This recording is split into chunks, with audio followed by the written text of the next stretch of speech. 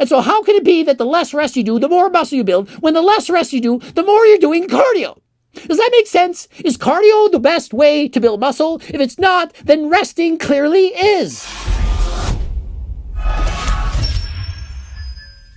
Coach Greg, in today's video, we're going to be going over how long should you be resting between sets. Many people think that the shorter you rest, the better, that 1 minute or less, that is what you need. And if you're resting any longer than that, well, it's because you're lazy, you're checking out your phone, or because you're just not man enough to train harder than last time. But nothing could be further from the truth. But what the research actually suggests is that longer rest times are in fact better for both muscular strength and for hypertrophy, which is to build a muscle bigger than friggin' last time. And so the title is, if you're resting only 1 minute between sets, you need to watch this. And so by the end of the video, hopefully you will understand that lifting, it's not a race. It's not the faster you work out, the better. And that perhaps if you're texting between sets, chit-chatting it up with the girls at the gym, that you are in fact doing it right. I've said that resting 2 to 3 minutes is generally the best for gain. So was I wrong about this one? Well, let's talk about it. And so is it better to rest 2 or 3 minutes between sets or to rest 1 or fewer?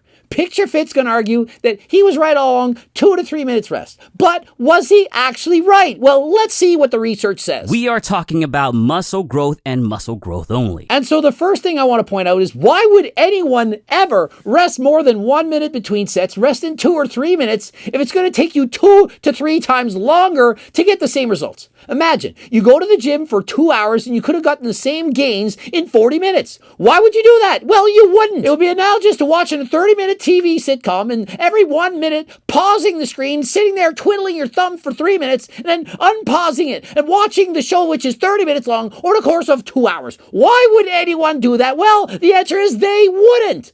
Unless perhaps they're watching Coach Greg and Chill and they're doing sexy time in between in the pauses. And then that makes more sense. And so unless you're in the gym extending your workout because there's a hot chick at the gym somewhere and you're trying to talk to them, well, you wouldn't be resting that long unless it offered you better gains. People often recommend something like doing 3 to 4 sets of 6 to 12 reps and resting only about 30 to 60, maybe 90 seconds between sets. And when you ask people how long you rest between sets, one thing you have to understand is people are clueless. They have no idea what 30 seconds feels like. Unless you're literally timing your sets, you have no idea how quickly 30 seconds goes by. And so I've coached thousands of people, and one thing I always ask is, how long do you rest between sets? And for the most part, people say 30 seconds, 60 seconds, sometimes 90. Very rarely do people say 3, 4, maybe even 5 minutes. When I time their sets and say, how long does your workout take? I quickly realize that 30 seconds they said they're resting, it's closer to 2 minutes. And so the reality of it is this: if you're only resting 30 seconds or even a minute between sets,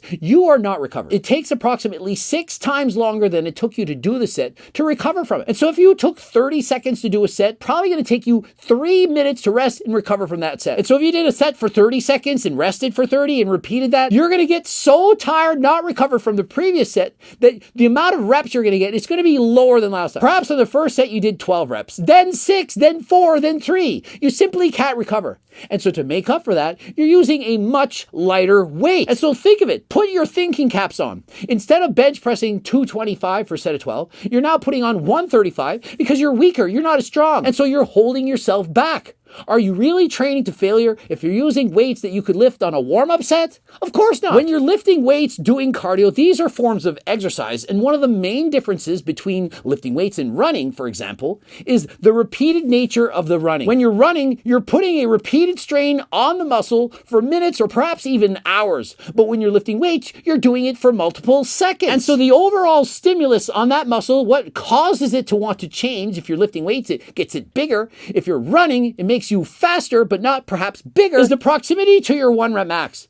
If you're using a very light load and doing very high repetitions, it's not going to stimulate that muscle to get as big as if you're using a heavier load for lower repetitions. But because of that, you're relying more on your anaerobic lactic and anaerobic alactic energy system. Your muscles are fatiguing, you're running out of ATP, the stored energy to actually put out that effort, as well as you're building up lactic acid, and you feel that burn and you have to stop. And because of that, you need to give your body a rest. You need to have it time to recover. And so if you only rest 30 to 60 seconds, you're not giving the body body, the recovery, the time that it needs. And so your output is then diminished. It keeps getting worse and worse and worse. Because all bodies are different, some people it will diminish more than others. For myself, if I rest 30 seconds or a minute, I can't put out nearly the same effort. For someone else, they might rest a minute and they feel almost as good as if they rest 2. For me, not even close. So when I powerlifted, I rested closer to 5 minutes between sets. I needed it. Other people, they're just as strong after 3-minute rests as they are after 5. And so they need shorter breaks. And so depending on your genetics and how you like to train, you should train according to how long you need to feel good. But for the most part, it ain't 30 seconds. And if you're lucky, even 60 seconds is very fast type of training. And so Picture Fit points out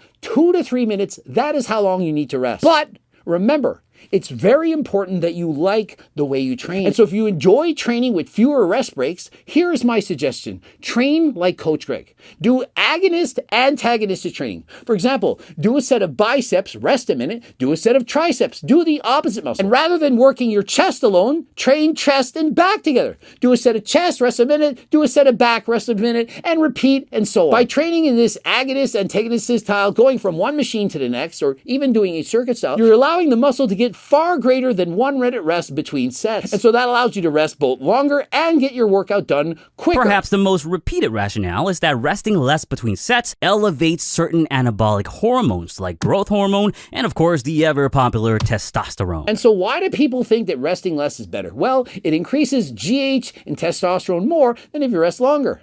So what? Having elevated GH and testosterone levels for that brief period of time peri-workout, it's not going to make a significant difference in the amount of muscle hypertrophy you gain by working out this way. And so just because you have a spike in GH levels, spike in testosterone, doesn't mean you're going to build more muscle. Case in point, all those morons out there saying that if you fast, GH is going to go up by 800+%, maybe 2,000%. Well, show me a guy who fasts who looks like a Mr. Olympia competitor. It doesn't happen. And so just because GH levels go up because you don't eat doesn't mean it's building more muscle. And the same applies to when you're lifting weights. Just because GH and testosterone levels go up when you're training doesn't mean it's going to translate into huge and massive muscles. And so what's more important is to train effective for you. Not to worry about testosterone and growth hormone going up, not doing a set to boost GH levels. That doesn't matter. The rock knows doesn't matter. What really matters is how long you've been training, you have newbie gains, and are you using performance enhancing drugs? If you're actually using GH testosterone, of course it's going to make a difference. But remember, I don't promote the use of performance-enhancing drugs or ever breaking law. And so please only do these with the advice and consent from your doctor. I ain't your doctor. Never ever break the law. Less rest does acutely spike the levels of these hormones. There's no scientific evidence supporting acutely spiking them to have any meaningful effect on muscle growth. And so think of it. Do you know what offers the less rest possible? Cardio. And so do you really think that my growth hormone levels are going to be spiked so much more when I'm going for a 60-minute straight bike race than if I'm resting between sets? What makes more sense to you? Really think about it. When you're lifting weights, how is that different than riding a bike? Your muscles are flexing, contracting, and so on. The difference is when you're lifting weights, you're doing it for a shorter period of time with a heavier load and following that up with resting. When I'm doing cardio riding my bike, I'm still pushing a fair bit of weight, but I'm doing so at a low enough intensity that I can continue onwards with that for perhaps an hour or more. And so what happens is your body adapts to what you're doing. If you're doing cardio, you get better at pushing lighter weights for an extended period of time. The adaptation that occur in the body allow you to do so. If you're lifting heavier weights, going to failure or close to it, you're going to cause that muscle to get bigger. That is how the body adapts. It adapts specifically to the task at hand. And so if you want to get good at lifting weights, you lift weights. If you want to get good at biking, you ride a bike. You want to get good at running, you go for a run. Not saying that one can't help the other, but if you've been running your entire life and you suddenly switch to bike riding, you're not going to be as good as if you've been biking your entire life. It's because the body specifically adapts to what you're doing. And you want a more specific example, if you've been doing chest presses your entire life, tons of push-ups, obviously your chest's going to get bigger, stronger triceps. But if you lay down and do a bench press, you're not going to be as strong on the bench press as if you specifically train your skills at doing the bench press. And so although you might have a massive chest and thick muscles, you're not going to be as strong as somebody who specifically targets training the bench press every time they're in the gym. Resting only 1 minute between sets resulted in little to no muscle growth over 8 weeks. Okay, I'm not going to go and believe a study that says in 8 weeks training your biceps biceps and triceps, 1 minute rest between sets, has no effect on muscle growth. And so that is the problem with some of these studies. And so I'm not saying that PictureFit did anything wrong. The study actually exists. But just because a specific study has a specific conclusion, that does not mean it's going to apply in every single circumstance. But with resting 3 minutes between sets, there were statistically significant increases in the bis and tris. But they compared resting 1 minute to 3 minutes, and there were significant increases in muscle size resting 3 minutes, but not resting 1 minute. Now remember, just because this says there was no changes does not mean they were none. There might have been changes, they might have been positive, but they weren't statistically significant. To have a statistically significant change, you need to have a very big change. If the change is not big enough, perhaps 1%, it's not statistically significant enough to report it as making a difference. And so, for example, test boosters alone, they might have increased testosterone by 10 or 20 nanograms per deciliter. It's still an improvement, but perhaps not statistically significant. But in today's testosterone boosters, for example, in G-test, things like Fedosia agrestis, ashwagandha, Tom Catalee, these have been shown to potentially increase testosterone levels by 200 to 400 nanograms per deciliter. And so obviously, those are going to make statistically significant changes when you're doing a study. Other supplements like creatine, very big noticeable changes. You can see this when you do a study. And others like beta-alanine for exercises lasting up to a minute definitely can notice a significant difference in your improvement on a bike and so on. But the biggest change in performance has to be GO2 max. If you look at the studies, the dramatic improvements, statistically significant to a great degree. Very obvious and noticeable gains. This for your cardio, your ability to have more energy, to produce more power for longer when you're doing exercise. And so if you're interested in any of these supplements, please enter code GREG, 10% off. Click the link in the description. You know what to do. A 2017 systematic review included that overall, regardless of training experience, resting longer between sets is best for maximizing muscle hypertrophy. Regardless of training experience, resting longer than 60 seconds between sets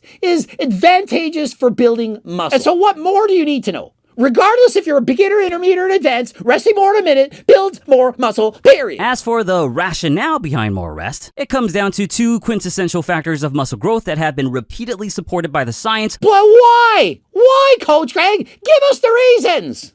As if I haven't already explained them enough. Covered them plenty of times, and that is training volume and proximity to failure. Training volume and proximity to failure. If you don't rest as much, you can't train as heavy, you can't get as many reps, and you won't be able to train as close to failure. When you're tired, how hard can you push yourself? But when you're recovered, you can push harder than last time. This is not only the case in weightlifting, it's also the case when doing cardio. If I just finished riding up a friggin' mountain on my bike, I'm tired. I can't ride nearly as fast as if I just finished going down a mountain. When I'm going on the downhill, I'm resting. It's easy. And so when that next hill comes up, I'm fresh. I can push hard. And so if you're going up and down hills, back and forth, it's kind of like lifting weights. And so can you see why riding bike can actually help you build muscle? You're thinking it's cardio, and it is. If you're going easy for perhaps 2 or 3 minutes on the bike, and then you sprint for 30 seconds up a little hill, and then you go easy for 2 to 3 minutes, it's the same thing as lifting weights. And so if you want to build up your quads, you can actually do so while riding a bike. And so why not just try both? Get out there and exercise to be fit. Do cardio, lift weights, have fun, and try not to rest less than 1 minute between sets if your goal is to build maximum amount of muscle. Now, an alternative would be to add even more sets to increase volume further. And so one thing you can do to make up for this is, in fact, if you're resting less between sets, you can add more sets overall. And so if you're resting 3 minutes between sets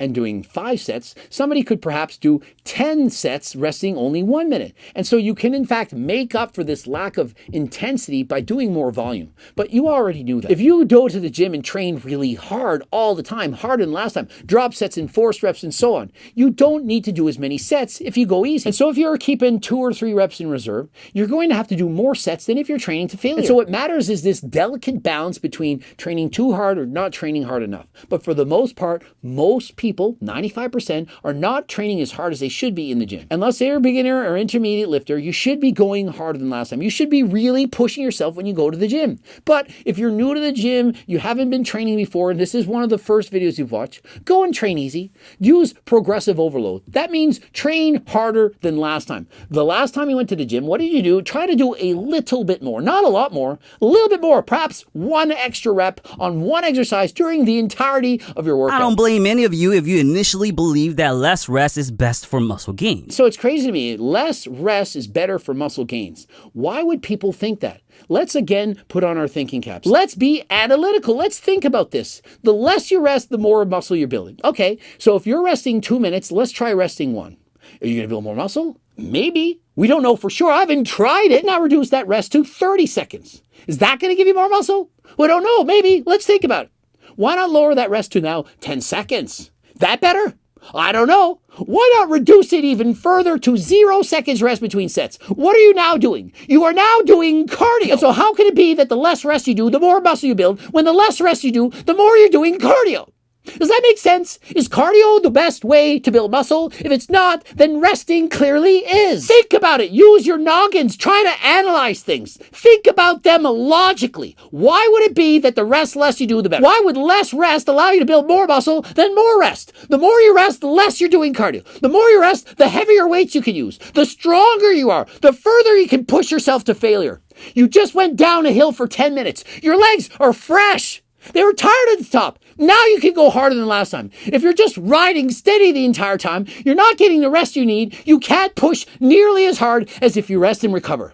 So next time you go to the gym, think, am I here to do cardio or I'm here to build muscle? Subscribe, click the bell button, comment to boost the algorithm. Don't forget to watch at least one of those 2 bloops. Also, cookbooks, training books, coaching plans by me and my team, cookbook, training book, circle, diet book, the friggin' harder than last time clothing line, the tank tops, hoodies, jogging pants, and so on. Get all those on my website, code Greg 10% off. Don't forget, free diet training program on the website as well. 50 pages. Head on over to it right now. And until next time, I am out.